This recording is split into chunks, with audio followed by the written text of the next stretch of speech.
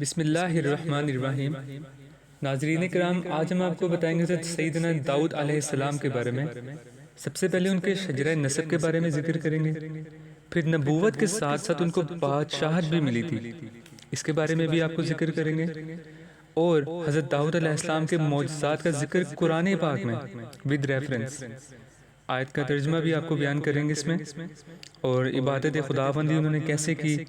وہ جب گنگناتے تھے اپنی خوبصورت آواز میں، جب کلام الہی پڑھا کرتے تھے، اللہ کا کلام پڑھا کرتے تھے، تو اس وقت باقی پہاڑوں اور پرندوں کی کیا حالت ہوتی تھی، اس کے بارے میں بھی آپ جانیں گے اس ویڈیو میں۔ چینل کو سبسکرائب کر دیجئے جناب، اور لائک کیجئے، کمنٹس کیجئے، اپنی رائے سے ہمیں آگاہ کیجئے، اس سے ہمارا حوصلہ بڑھتا ہے، اور ہم مزید اچھی ویڈیوز اور قرآن پاک کی روشنی میں اور احادیث کی روشنی میں آپ کے لیے مزید اچھی ویڈیوز لے کر آئیں گے۔ آپ کی معلومات میں اضافہ ہوگا اس سے، اور اگر آپ کو کوئی واقعہ جانا ہے تو اس کے بارے میں بھی کمنٹس میں بتا سکتے ہیں، ہم وہ بھی آپ کے لیے ریکارڈ کر کے بسم اللہ الرحمن الرحیم۔ جی، تو حضرت سیدنا داؤد علیہ السلام کے شجرہ نسب کے بارے میں پہلے جانتے ہیں۔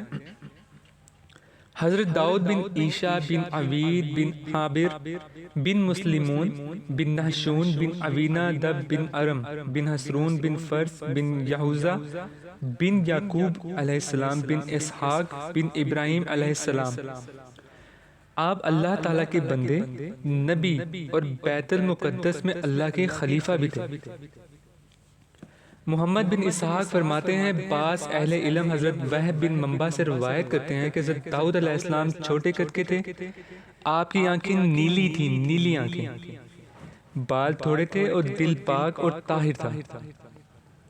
نبوت کے ساتھ ساتھ اللہ تعالیٰ نے آپ کو بادشاہت بھی عطا کر دی۔ حضرت داؤد علیہ السلام نے جالوت کو قتل کیا تھا۔ اگر آپ جالوت کا حضرت داؤد علیہ السلام کا یہ قصہ جاننا چاہتے ہیں تو ہمیں کمنٹس باکس میں بتائیے گا، ہم وہ بھی آپ کو بتائیں گے۔ جی، تو ابن عساکر کے قول کے مطابق یہ قتل حکیم کی محل کی جگہ مرج السفر کے قریب واقع ہوا تھا۔ اس بہادری اور معجزانہ قوت کی وجہ سے بنی اسرائیل آپ کے شیدائی بن گئے تھے، اور ان تمام کا ملان آپ کی طرف ہو گیا۔ وہ آپ علیہ السلام کو اپنا بادشاہ بنانا چاہتے تھے، اور پھر حضرت طالوت کے ساتھ جو واقعہ پیش آیا وہ سب آپ کو بتا دیا جائے گا۔ المختصر، طالوت کے بعد اس مملکت کی فرما روائی حضرت داؤد علیہ السلام کے ہاتھ میں تھی۔ آپ کو اللہ تعالیٰ نے دونوں نعمتوں دنیوی اور اخروی سے نوازا تھا۔ آپ نبی بھی تھے اور بنی اسرائیل کے بادشاہ بھی، جبکہ اس سے پہلے بادشاہ ایک نسل سے ہوتا تھا تو نبی دوسری نسل سے ہوتا تھا۔ آپ کی صورت میں بادشاہت اور نبوت ایک جگہ جمع ہو گئی۔ اللہ تعالیٰ ارشاد فرماتا ہے قرآن پاک میں، اس کا ترجمہ آپ کو بتاتے ہیں، سورہ البقرہ میں آیت نمبر 251 میں ذکر ہے۔ ترجمہ اس کا یہ ہے، اور قتل کر دیا داؤد نے جالوت کو، اور عطا فرمائی داؤد کو اللہ نے حکومت اور دانائی، اور دکھا دیا اس کو جو چاہا، اور اگر نہ بچاؤ کرتا اللہ تعالیٰ بعض لوگوں کو بعض کے ذریعے تو برباد ہو جاتی زمین، لیکن اللہ تعالیٰ فضل و کرم فرمانے والا ہے سارے جہانوں پر، سبحان اللہ۔ نیکسٹ جانتے ہیں ہم حضرت داؤد علیہ السلام کے معجزات کا ذکر قرآن پاک میں۔ اللہ تبارک و تعالی ارشاد فرماتا ہے، وَلَقَدْ آتَيْنَا دَاوُدَ مِنَّا فَضْلًا یا جبال اوبی مَعَهُ وَالطَّیرَ وَعَلَنَّا لَهُ الْحَدِيدَ ان اعمل سابغات وقدر فی السرد وعملوا صالحا انی بما تعملون بصیر۔ سورہ البقرہ آیت نمبر 10 اور 11۔ بے شک ہم نے اپنی جناب سے داؤد کو بڑی فضیلت بخشی، ہم نے حکم دیا، اے پہاڑوں تسبیح کہو اس کے ساتھ مل کر، اور پرندوں کو بھی یہی حکم دیا، نیز ہم نے لوہے کو اس کے لیے نرم کر دیا، اور حکم دیا کہ کشادہ زرہیں بناؤ، اور ان کے حلقے جوڑنے میں اندازے کا خیال رکھو، اور اے آل داؤد نیک کام کیا کرو، بلا شبہ جو کچھ تم کرتے ہو میں انہیں خوب دیکھ رہا ہوں۔ ایک اور جگہ ارشاد باری تعالیٰ ہے، اور ہم نے فرما بردار بنا دیا داؤد کا پہاڑوں اور پرندوں کو، وہ سب ان کے ساتھ مل کر تسبیح کیا کرتے، اور یہ شان ہم دینے والے تھے اور ہم نے دی، اور ہم نے سکھا دیا انہیں ذرا بنانے کا ہنر تمہارے فائدے کے لیے، تاکہ وہ ذرا بچائے تمہیں تمہاری زد سے۔ تو کیا تم اس احسان کا شکر ادا کرنے والے نہیں ہو؟ جی، تو اللہ تعالیٰ نے حضرت داؤد علیہ السلام کو زرعیں بنانے کا کہ کام کی توفیق بخشی، تاکہ وہ دشمن کے مقابلے میں محفوظ رہیں۔ انہیں اس کی صنعت کا طریقہ سکھا دیا۔ سبحان اللہ، یعنی کہ ہر چیز اللہ تعالیٰ ہی سکھاتے ہیں آپ کو۔ آپ کا کہتے ہیں کہ جو آئیڈیا مجھے آ گیا ہے وہ اللہ تعالیٰ ہی بتاتے ہیں کہ اللہ کا احسان ہے یہ، اور اس کی کیفیت کی تعلیم دے دیا۔ اس لیے فرمایا وَقَدِّرْ فِي السَّرْدِ، سبا، سورہ سبا ہے، آیت نمبر 11 ہے، یعنی کیل کو نہ تو اتنا باریک کرو کہ کٹ جائے، اور نہ اس قدر موٹا رکھو کہ سر میں چبھ جائے۔ یہ قول مجاہد، قتادہ، حکم اور اکرمہ کا ہے۔ حسن بصری، قتادہ اور عامش فرماتے ہیں کہ اللہ تعالیٰ نے داؤد کے لیے لوہے کو اتنا نرم فرما دیا تھا کہ آپ اسے ہاتھ سے بنتے، آگ میں گرم کرنے کی تو ضرورت اور کوٹنے کی ضرورت ہی نہ پڑتی نا۔ قتادہ کے قول کے مطابق سب سے پہلے داؤد نے جالی دار زرہ بنائی تھی۔ اس سے پہلے جو زریں ہوتی تھی وہ تختہ نما ہوتی تھی، کافی بڑی اور کافی بھاری ہوتی تھی۔ ابن شوزف کا کہنا ہے کہ آپ روزانہ ایک زرہ بناتے اور تقریباً اسے 6000 درہم میں فروخت کر دیتے تھے۔ حدیث پاک سے ثابت ہے کہ پاکیزہ ترین رزق وہ ہے۔ یہ حدیث بڑی امپورٹنٹ ہے آج کل کے لوگوں میں، جو ہمارے معاشرے میں ہو رہا ہے، جیسے کہ لوگ کمائی کی طرف دھیان کم دے رہے ہیں، اور ہمیں افسوس سے کہنا پڑا ہے کہ ہمارے ملک میں ایسے واقعات ہو رہے ہیں اور دنیا میں رسوائی ہو رہی ہے، کہ جس سے پتہ چل رہا ہے کہ لوگ مانگنے کی طرف زیادہ رجحان جا رہے ہیں، اور بغیر محنت کیے وہ کھانا چاہتے ہیں۔ ٹھیک ہے، اب یہ حدیث ان لوگوں کے لیے خاص طور پہ ہے، اور ہمارے لیے بھی ہے، کہ ہم لوگ اس سے پاکیزہ رزق تلاش کریں۔ تو آپ کو حدیث سناتے ہیں کہ پاکیزہ ترین رزق وہ ہے جس سے ایک شخص اپنے ہاتھ سے کماتا ہے۔ جی، اپنے ہاتھ سے کمانے والا پاکیزہ ترین رزق ہے۔ اللہ کے نبی حضرت داؤد علیہ السلام اپنے ہاتھ سے کما کر کھاتے تھے۔ یہ حدیث کے الفاظ ہیں سارے۔ وہ اتنے غیرت مند تھے کہ وہ کہتے تھے کہ میں نے کسی اور کے ہاتھ کا نہیں کھانا، کسی اور کی چیز نہیں کھانی، میں نے خود محنت کر کے کھانی، اور یہ ہر انسان کے اندر یہ چیز ہونی چاہیے۔ اب عبادت خداوندی میں چلتے ہیں، اس کا ذکر کرتے ہیں کہ حضرت داؤد علیہ السلام عبادت خداوندی کیسے کرتے تھے۔ یاد فرماؤ ہمارے بندے داؤد کو، جو بڑا طاقتور تھا، وہ ہماری طرف بہت رجوع کرنے والا تھا، ہم نے فرما بردار بنا دیا تھا۔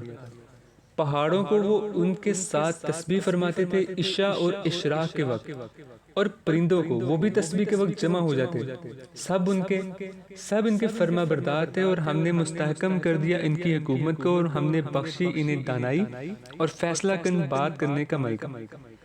یہ سورہ سعد ہے، آیت نمبر 17 سے لے کے 20 تک ہے، قرآن پاک میں یہ ذکر موجود ہے۔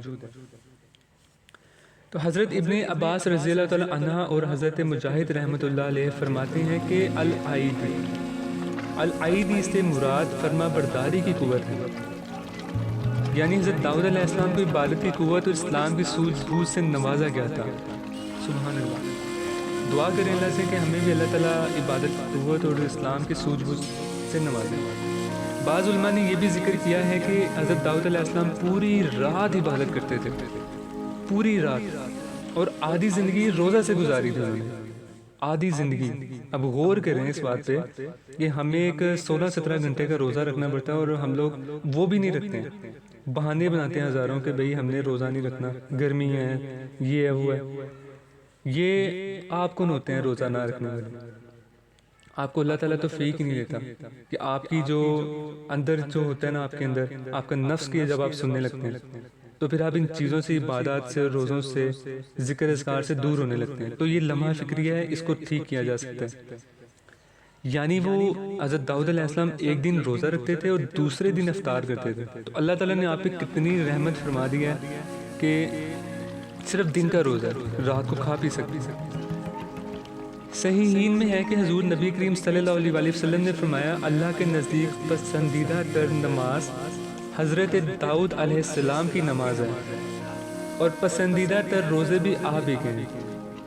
آپ نصف رات یعنی کہ آدھی رات تک آرام فرماتے اور تہائی رات عبادت کرتے، پھر آخری چھٹا حصہ آرام کرتے. ایک دن روزہ رکھتے اور ایک دن افطار کرتے، اور جب دشمن سے مٹبیر ہوتی تو پیٹ پھیر کر نہ بھاگتے. پر نل جبال معاہ یسبحن بالعشی والاشراق، سورہ سواد ورس نمبر 18.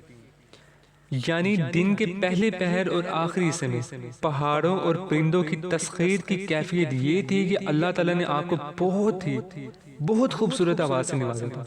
اتنی پیاری آواز تھی کسی اور انسان کو عطا نہیں کی گئی.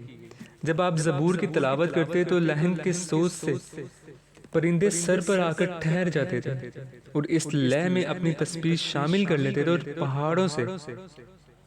پہاڑوں سے تسبیح کی آوازیں آنے لگتی تھی، اور پہاڑ پرندے سب صبح و شام آپ کے ساتھ مل کر اللہ تعالیٰ کی تسبیح کرتے تھے.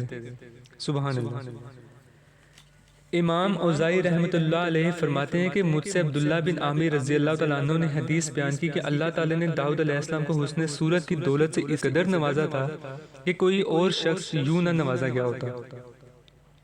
حتیٰ کہ پرندے اور جانور آپ کی آواز سننے کے لیے ارد گرد اکٹھے ہو جاتے، وہ بھوک پیاس سے مر جاتے لیکن یہاں سے ہٹنے کا نام نہ لیتے. پورا دن لہن داؤدی میں مست و دم بخود گزار دیتے تھے. حسن صورت کے ساتھ ساتھ اللہ تعالیٰ نے آپ کو یہ قوت بھی عطا فرما رکھی تھی کہ زبور کی آیات تلاوت میں بہت سری تھے. جیسا کہ امام احمد فرماتے ہیں کہ ہم سے عبد الرزاق نے، ہم سے محمد نے بیان فرمایا، انہوں نے حضرت ابو ہریرہ رضی اللہ تعالیٰ عنہ سے روایت کیا ہے. فرماتے ہیں کہ نبی کریم صلی اللہ علیہ وآلہ وسلم نے فرمایا حضرت داؤد علیہ السلام کے لیے قرات آسان کر دی گئی تھی. آپ گھوڑے پر زین کسنے کا حکم دیتے اور جب زین کس چکتی تو آپ اس سے پہلے زبور کی قرات کو مکمل کر چکے ہوتے. آپ اپنے ہاتھ کی کمائی کے علاوہ اور کوئی چیز نہ کھاتے. دوبارہ بتایا گیا کہ اپنے ہاتھ کی کمائی کے علاوہ اور کوئی چیز نہ کھاتے. تو ہمیں اس واقعات سے بہت زیادہ سبق سیکھنے کو ملتا ہے. یہ ایک لمحہ فکری ہے ہمارے لیے آج کے دور میں، اور اللہ سے دعا ہے کہ اللہ تعالیٰ ہمیں عمل کرنے کی توفیق عطا فرمائے، اور آپ ہمیں سپورٹ کرتے رہیں، اسی لیے ہم آپ کے لیے خوبصورت واقعات لاتے رہیں. جزاک اللہ.